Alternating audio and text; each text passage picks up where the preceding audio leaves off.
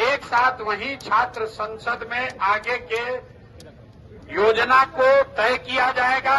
ये तय किया जाएगा कि कैसे बिहार में छात्रों के भविष्य को इस तरह के पुलिस के बर्बरता से, सरकार के मनमानी से बचाया जा सके, ताकि एक बार नहीं, ये सिर्फ एक बार एग्जाम हो जाएगा उससे मामला नहीं निकलने वाला है। अभी पिछला बीपीएससी एग्जाम हुआ था, उसमें भी यही मामला हुआ। एक बार कल छात्र संसद में बैठकर सभी छात्र, सभी शिक्षाविद, जो लोग भी इस मूवमेंट से जुड़ रहे हैं, वो बैठकर तय करेंगे कि आगे क्या किया जाएगा।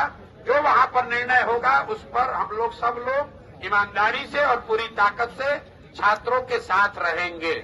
एक बात, ये पूरा आंदोलन ये छात्रों का है, इसका नेतृत्व छात्रों का ही रहेगा।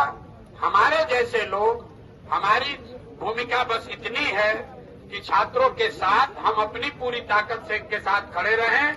अगर पुलिस प्रशासन या कोर्ट के माध्यम से या डंडे के बल पर छात्रों को डराने का, धमकाने का कोई प्रयास करेगा, तो हम लोग जनसुराज की ओर से और बिहार के नागरिक युवा होने के नाते अपनी पूरी ताकत के साथ उन छात्रों के साथ हम लोग खड़े रहेंगे।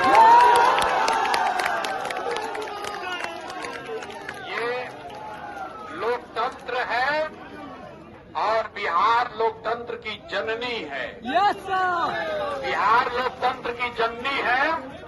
कोई नेता, कोई नीतीश कुमार इसको लाठी तंत्र नहीं बना सकते हैं। Yes sir. कोई नेता बिहार के लोकतंत्र को लाठी तंत्र नहीं बना सकता है। और अगर बनाएगा तो बिहार का युवा, बिहार का छात्र, बिहार के बुद्धिजीवी, बिहार के सारे लोग अपनी पूरी ताकत से अपने बच्चों के, अपने युवाओं के भविष्य के लिए खड़े होंगे, ऐसा मेरा विश्वास है। बहुत बहुत धन्यवाद।